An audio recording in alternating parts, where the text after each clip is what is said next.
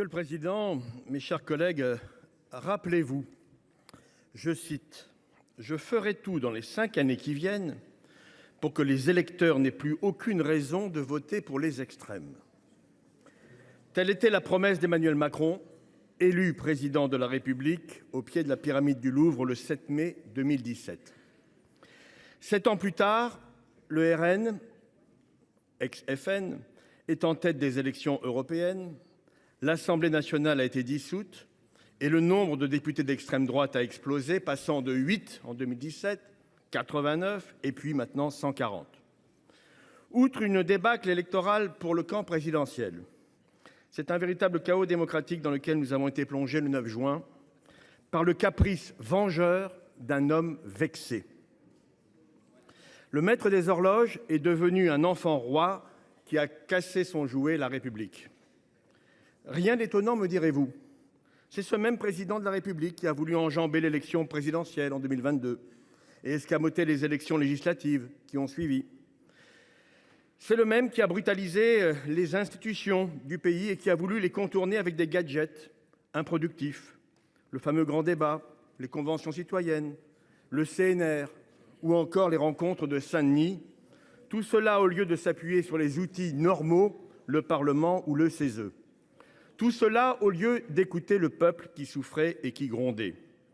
Mes chers collègues, le climat anxiogène qui en découle est le terreau le plus fertile pour le Rassemblement national.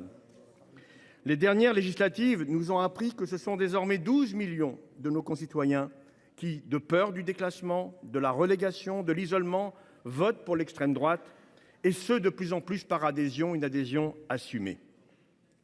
Ces peurs sont largement d'ailleurs relayées par des canaux médiatiques qui n'ont plus rien d'indépendant.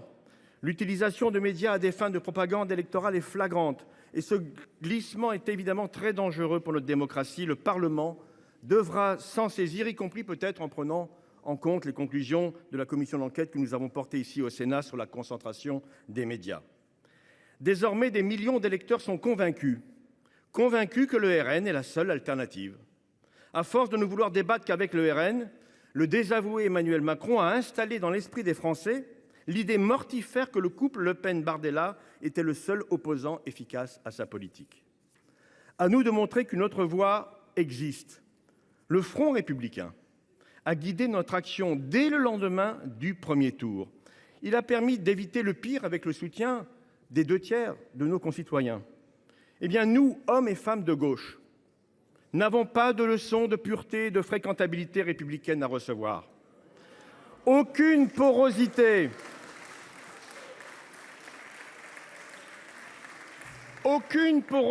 avec l'extrême droite ne saurait à nous être reprochée. Je tiens d'ailleurs à exprimer ma perplexité, et c'est un euphémisme, suite aux prises de position de plusieurs hautes autorités LR de cette assemblée, et encore ce matin, elles se reconnaîtront. Si leur opposition individuelle au RN est certaine, je n'en doute pas, elle n'a pas été manifestement assez convaincante pour emporter une expression digne de votre parti politique pour faire barrage.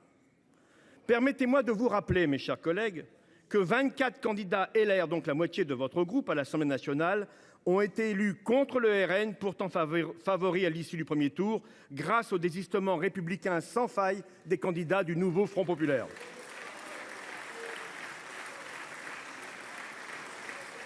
Mais nous savons, je le crains, que ce barrage au RN s'inscrit dans un temps de sursis.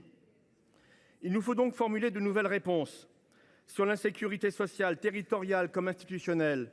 C'est le choix qu'ont fait les Français en plaçant le nouveau Front populaire en tête, un choix préférentiel qui s'est tourné vers un message porteur d'espoir, d'aspiration et d'idées d'empreinte de justice sociale et environnementale. Mes chers collègues, il m'est insupportable de savoir que 7 millions de nos concitoyens ne mangent pas tous les jours à leur faim. Il m'est tout aussi insupportable de savoir que 2 millions de Français sont toujours en demande de logement social. Ce secteur est d'ailleurs sinistré et des centaines de milliers d'emplois sont aujourd'hui menacés.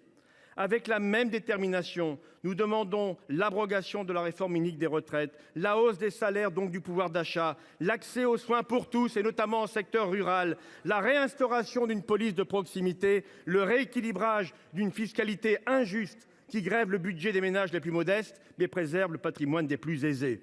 Voilà des mesures concrètes que les Français réclament. Mais mes chers collègues, l'histoire ne retiendra pas ces élections comme une simple sanction envers la politique menée par le président de la République. Ces élections sont et resteront également révélatrices des limites de nos équilibres constitutionnels. Est-il acceptable qu'un homme seul, fût-il président de la République, puisse fragiliser nos institutions, y compris en jouant à la roulette russe la prise de pouvoir par l'extrême droite?